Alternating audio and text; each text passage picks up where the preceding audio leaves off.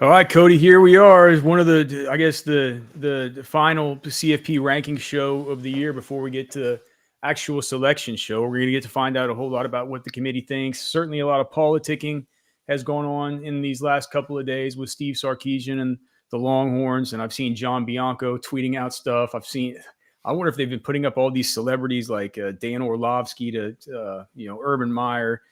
You're hearing it from all over the place that Texas should be in. We've talked about it here on the channel a whole lot about what the committee is going to say, but now's the time. I thought it was Are you interesting. saying that Texas is paying analysts to give them their vote? Is that what you're saying? I guess in jest, right?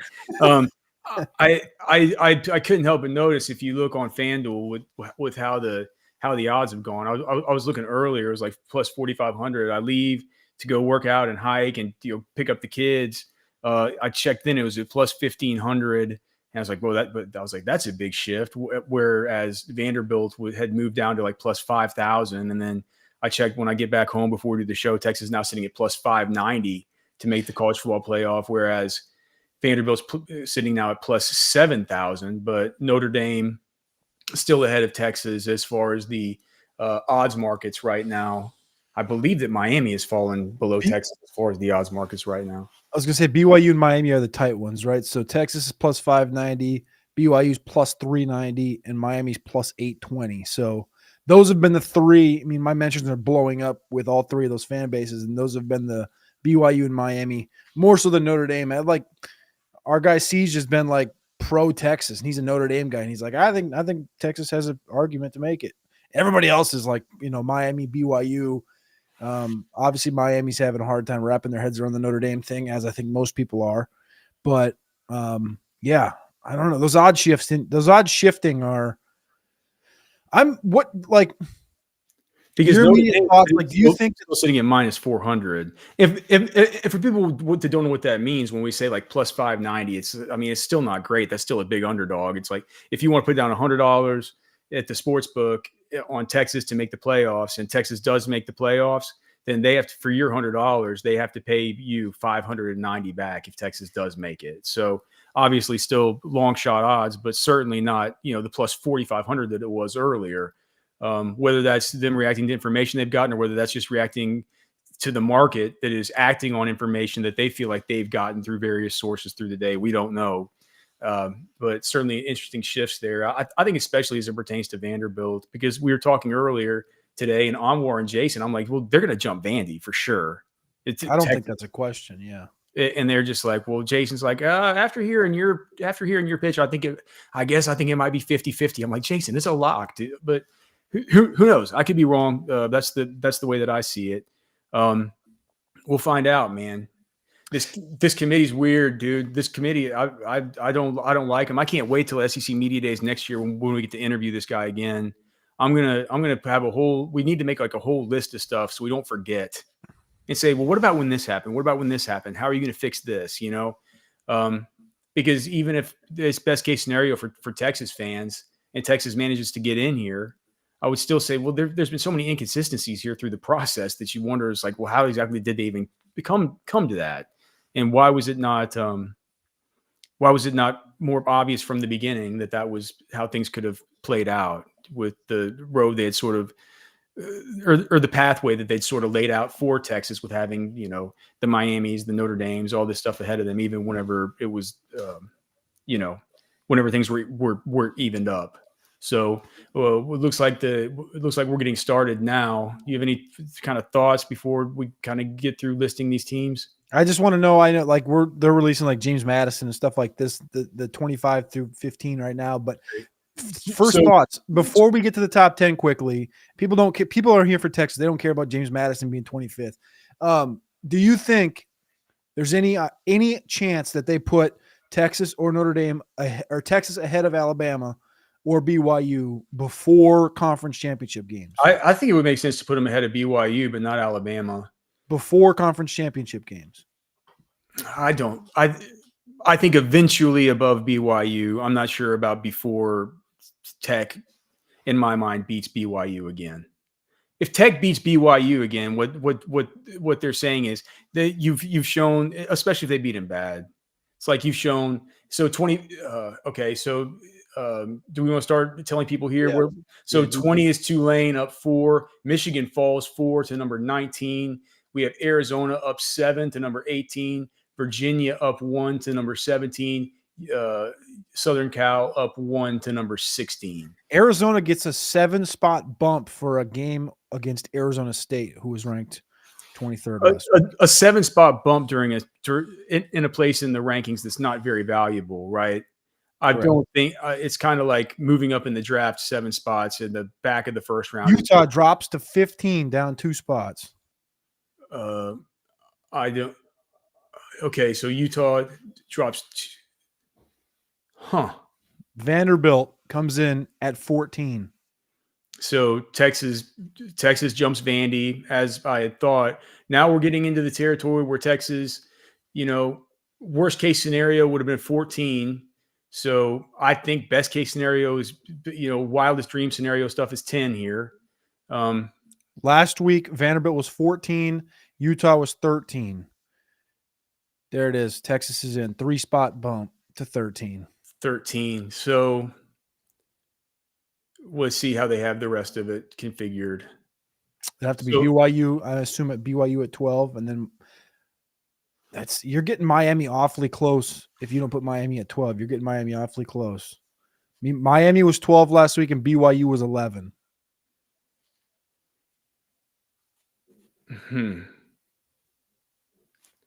So Miami's 12 again. So that means nothing's going to shift.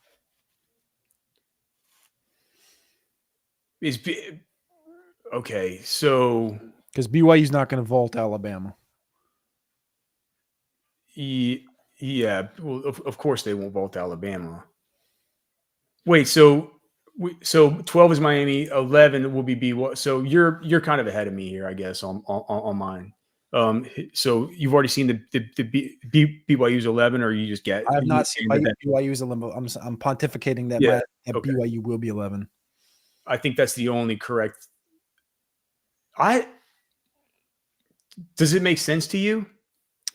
In what facet? Like, no, I think that the Texas win should have carried more weight than jumping just 3 spots. Like the problem and the issue with the whole thing, and that, again, I told you before the show came on, my mentions have been exuberant in the last 24 hours with BYU fans and with Miami fans.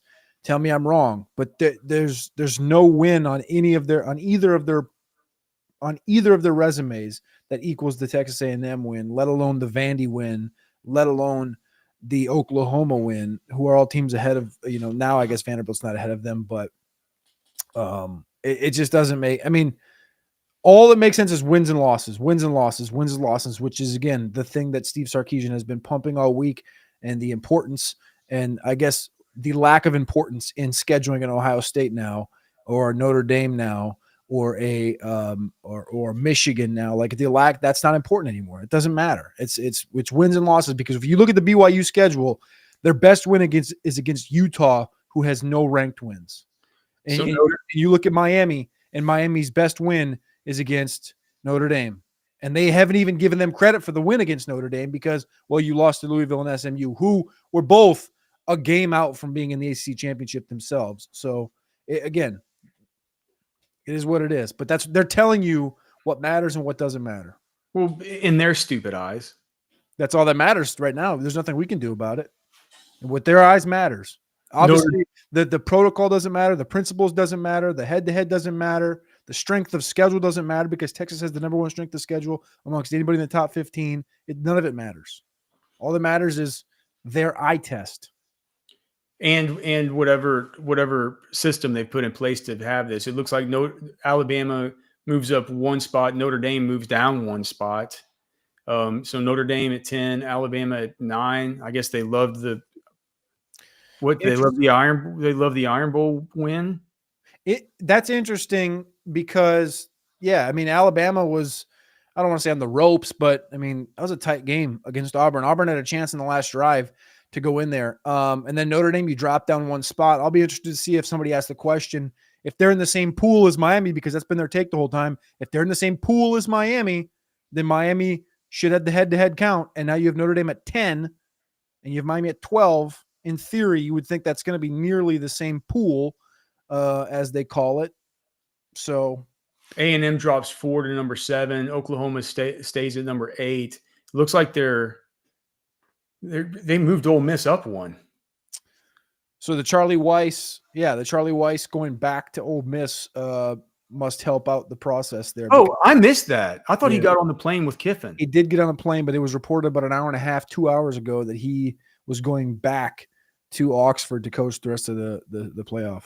Oh, but he's still going to go to LSU. Yeah, I guess Kiffin said that he reached out to the committee. He posted a thing on, like, I think it was Instagram. He said he posted on the committee, or he reached out to the committee and let them know, like, Charlie Weiss is going to coach, so don't hurt this team, because I think he probably heard, Kiffin's on X, so he knows, like, the noise. So yeah, so the rest of these teams bumped. Oregon moves up one spot to number 5, and okay, so I think we. So Tech now is in for a bye. So Tech now is at 4. They move up one spot because the Aggies lost to Texas. Did Texas get rewarded enough for the A&M win? I'm not sure they did. I don't think they did. And so Georgia, everybody moves up one, right? Georgia moves up 1 to number 3, and then 1 and 2 stay the same with Ohio State and Indiana. So the main question is that everybody's going to be, and so what it looks like is we're going to have the conference champion number 4, conference champion number 5 in this. So they're going to be 2. So basically, you have to be in the top 10 to be able to make it in, right?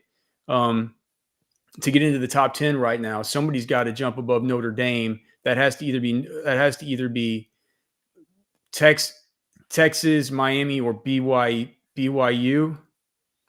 So what does that mean to you? Is like everybody in the chat's just asking. So does that mean Texas is out?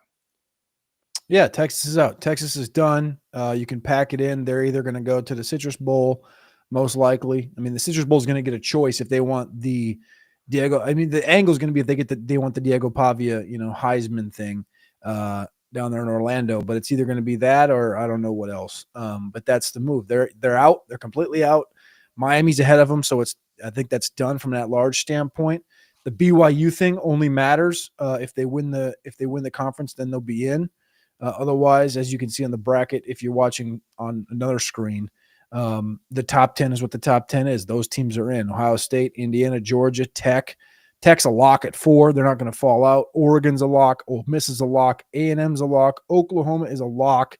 Alabama plays Georgia. They told us in previous years, and they've told us all along the process, you will not be hurt for playing in a conference championship. They moved Alabama up a spot to pound that in, that they will not be bumped out for a loss against Georgia. Not in the SEC. Not in the SEC championship. And then you have Notre Dame there at 10. So seems like the only team that has a chance to get in that's not a Virginia or clearly a North Texas or a JMU or right. These are the other. BYU is the only team. Yeah. So if we're not talking about these kind of these Tulanes or these North Texases or stuff like this, we're talking about BYU if they beat Tech. Yep. But the thing is, Texas doesn't have another game to play, right? Yep. So Miami doesn't play in the game. Like Notre Dame doesn't even play in a conference, so they don't got to play anything. This whole Notre Dame thing. Who have they beaten? Who's Notre Dame beaten? Yeah. Can you tell me? No, we lost to Miami. Look, just if you look at their schedule, I don't have their schedule memorized. I've looked at it a million times. I'm just like, well, I mean, what's the marquee? What are the marquee wins here? The marquee win is that they beat USC at home, and they lost those 2 opening. Again, what they're telling us is that the early games that you play in August don't matter. Like it doesn't matter. They're not going to give you credit for it, and they're not going to hurt you for it. They're not going to give Texas credit for scheduling it and having the strength of schedule that they have, which is the number 1 strength of schedule in the top 15 teams, right? And they're not going to hurt you if you're Notre Dame and you finish the season strong. If you lose to Miami and Miami still fights back and does everything you ask them to do, they win out, right? They couldn't make their conference championship for reasons that are Virginia Tech played an NC State team out of conference that's actually in conference, but didn't count because of realignment reasons that would have inherently assisted Miami to get to the conference championship. They're not going to hurt you for that, and they're not going to give you credit for it if you're Texas playing against an Ohio State. So they're doing exactly what we've talked about. I would expect something of the nature of a cancellation of a Notre Dame series, potentially a cancellation of a Michigan and Ohio State game. Why not go out there and schedule Rutgers? Why not go out there and schedule, Bill Belichick in North Carolina? Why not go out there and schedule, Baylor, right? I saw someone in the chat bring up Baylor. It's like you have to schedule someone in the Power Four, but there's zero incentive in scheduling Miami, in scheduling Ohio State, in scheduling Michigan, nothing. Dude, even these teams like it's like not even like a Florida State or something, a team that could that like hasn't Alabama got beat by Florida State. It's like doesn't matter. Well, what I don't know. I'm just saying, like, don't schedule a team that has 5 stars. Correct. Just schedule a team that just doesn't have 5. Like schedule, you can have a P4 team, put Minnesota on there, something like that. It's too late right now to do anything about the Ohio State game next year. I think so too. But that Notre Dame one, I feel like is probably. I wish Notre Dame's all in. Notre Dame's like, cool, we'll play you week 1. We don't care. Yeah, I don't understand what the committee, it's just the committee's principles, Alex. Again, this is the key thing. I think, and you think we're on the same page about the lack in integrity in the committee. And now they got this CFP chair, Mr. 6'7" up here from Arkansas, who can't even, figure out a coaching hire himself. But he's up here talking. Now we'll see what he says. But the principles that they give you, if they can't follow their own principles, which is strength of schedule, head-to-head competition, right? Texas has the best strength of schedule. Head-to-head competition is Miami and Notre Dame staring right you in the face. Hey, they give Texas the benefit of the doubt against Vanderbilt, even though they beat them like 3 weeks ago. Comparative outcomes of common opponents without incenting margin of victory, which is a weird sidewinder in there because a lot of these teams like Notre Dame have been trying to push the scoreboard up. And then other relevant factors such as unavailability of key players and coaches that may have affected teams' performances during the season or likely will affect its postseason performance. Mind you, who didn't play against Florida? Your all-conference cornerback, Benny Muhammad. I'm just saying, like, it's going to sound like homerish. It's going to sound like excuses. But again, if you're following principles by the book, by the bylaw that the CFP has written out on their website, they didn't follow their own process.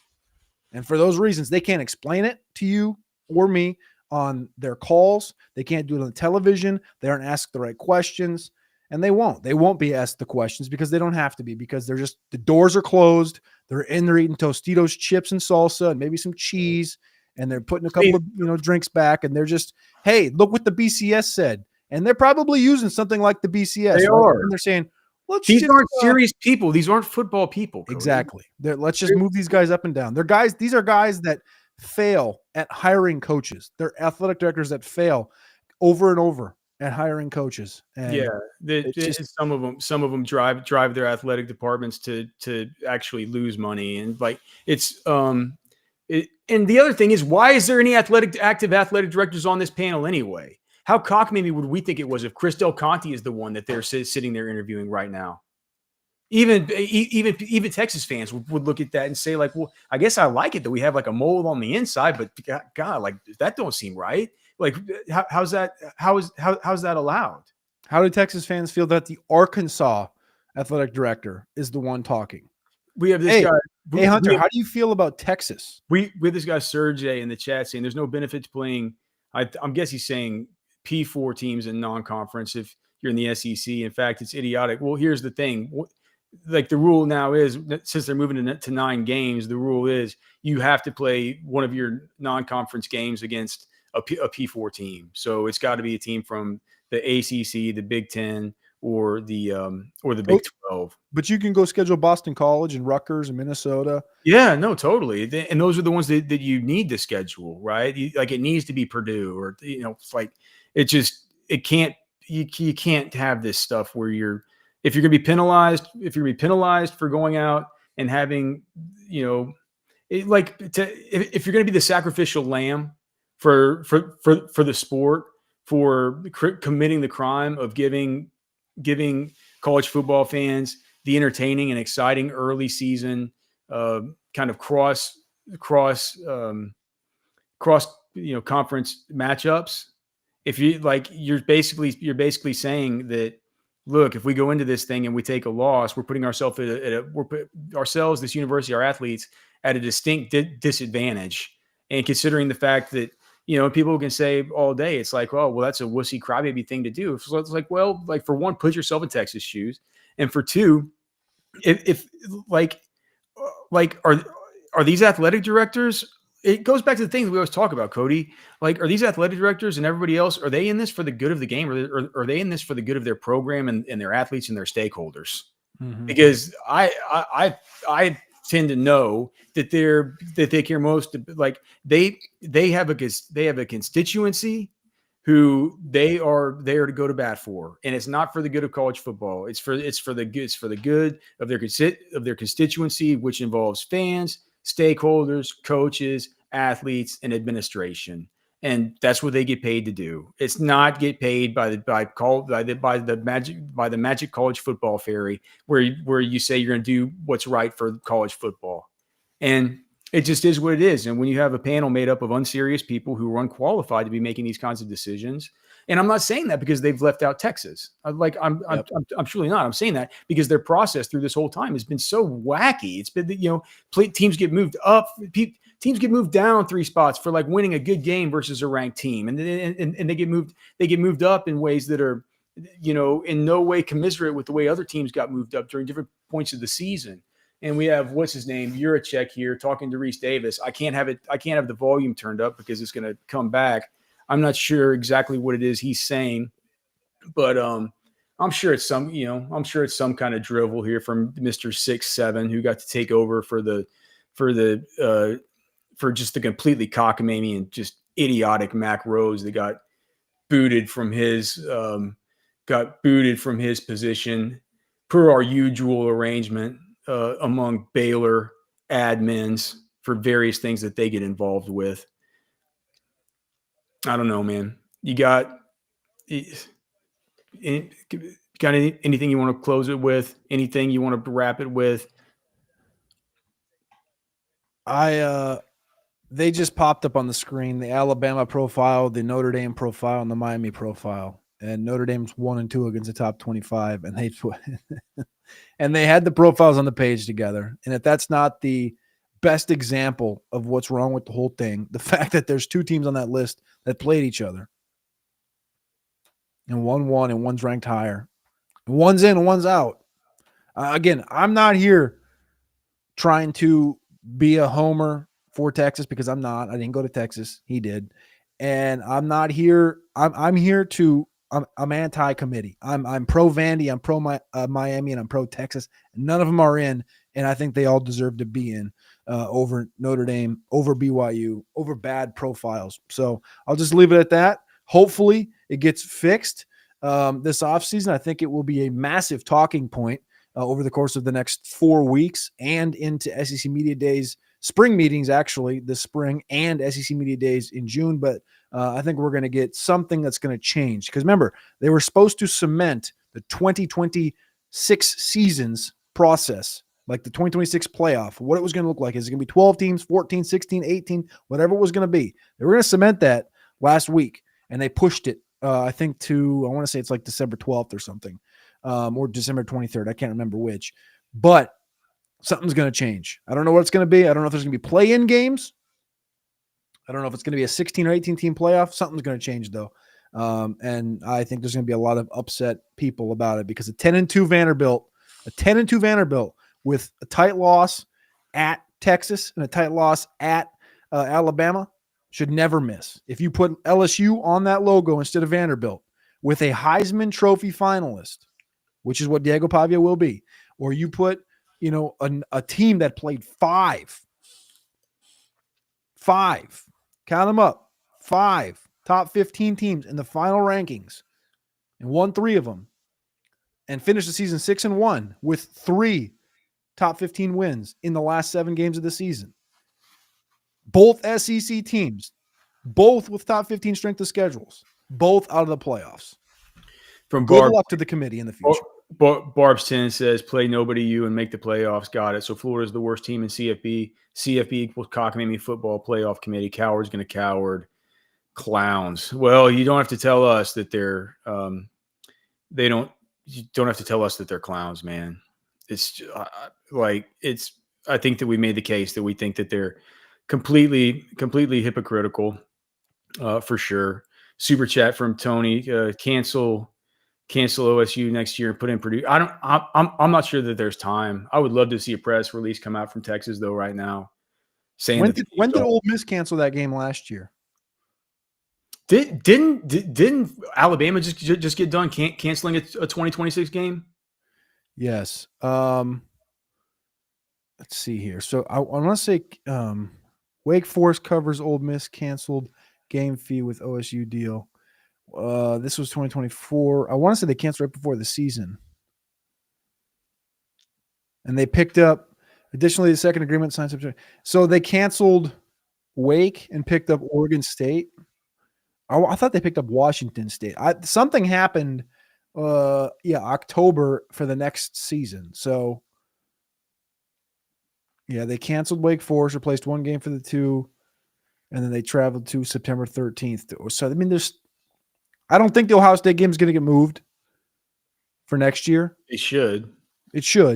But yeah. I think that Notre Dame game and not they should out of a cowardly thing. They should out of a punishment for a bad process from the CFP the CFP committee, and just to let them understand that their idiotic actions by their unqualified and cockamamie panel of people have unintended consequences. We have an OU fan in the chat, West May, saying, does Texas know who they play in the playoffs yet? Well, I'm sure that he's having a lot of fun with it, but I'm sure what Texas fans are telling him in the chat, or what I would be if I was a Texas fan in the chat, was I would just be saying, I would just tell him, I would just point at the scoreboard. The one other thing, Cody, that we should just talk about just real quick. What do you think is most likely for Texas? What are we looking at as far as a bowl game in a Texas is going to play obviously and probably in the best bowl? Don't you, would it be like Texas and Michigan in Orlando or something? Like, based on the final ranking, it should be Texas and Michigan. Yeah, that would be the thought process, because that's the highest ranked SEC and the highest ranked Actually, USC is the highest ranked Big Ten. USC. So it could be. I mean, it's going to be one of these two matchups. It's either going to be Texas USC or Texas Michigan, and then inversely, it's going to be Vanderbilt USC or Vanderbilt Michigan. Those are going to be the top 2 games for the. I think it's Cheez-It Bowl, and then the second one is. But it's a Citrus Bowl, really. I mean, Cheez-It makes it just sound, because it needs to be called the Cheez-It Bowl because it's a disgrace. But it's either going to be that or the ReliaQuest Bowl, which is formerly the Outback Bowl. So it's either the Outback or the Citrus. So either going to Orlando or Tampa on December 31st at noon or 3 p.m. So you're either going to go play Michigan or you're going to get that game with USC. Yeah. Texas Longhorns versus Trojans. Big bowl game. Just a lot of brisket. Cheez-It Bowl, Cody, doesn't have quite the same ring to it as a Rose Bowl did for a previous iteration of that matchup.